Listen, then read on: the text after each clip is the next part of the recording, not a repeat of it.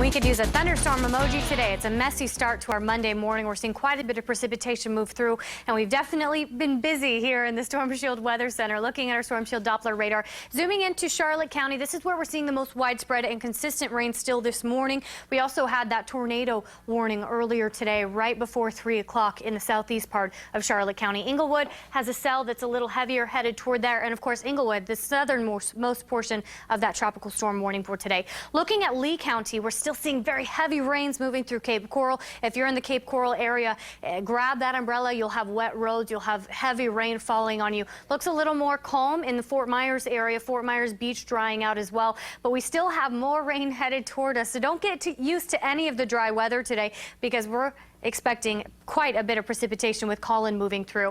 I want to show you the tropical satellite because it really gives you a good idea of how much moisture Tropical Storm Colin is bringing with it. It's quite a bit of it. The track of the storm itself is to the Big Bend region, too far north of us, but that doesn't mean we're not seeing the effects of it with the rain that's moving on through. We could get anywhere between a ½ inch and 3 inches of rain over the next couple of days before Colin makes his way out and further up the east coast here. We'll take a look at our Storm Shield forecast so you can see how widespread the rain is. It's very consistent, very widespread as we head into this afternoon, and that's through all areas in southwest Florida. That's Charlotte County, that's Lee County, and that's Collier County. Looking at our total rainfall today and over the next couple of days, again, anywhere between about a ½ inch and 3 inches of rain. So we've talked about how much moisture we're seeing. It definitely a stormy day, but I want to send it to forecaster Tony Sadiku here in the Weather Center, because Tony, I'm talking about rain, but you're tracking some of the other severe threats. What are we facing today? Yeah, absolutely. Heavy rain is the #1, but there's a couple other things I think you should be aware of as we look at the next couple of hours. I think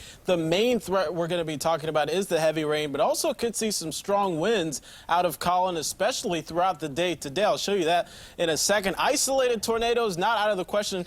Of course, we did have our tornado warning earlier throughout the morning. All of southwest Florida, like I mentioned earlier, in an aerial flood watch. That means we could see flooding conditions just about anywhere across the southwest Florida region as we approach the next couple of hours.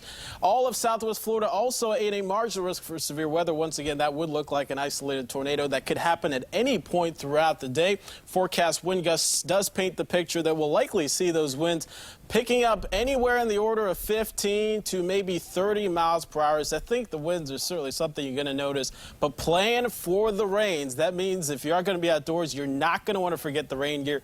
You're not going to want to forget the umbrella. Make sure the kids are good to go this morning. The story for the rest of the work week does keep the chance for rain throughout the forecast, but today, definitely the highest chance for the work week.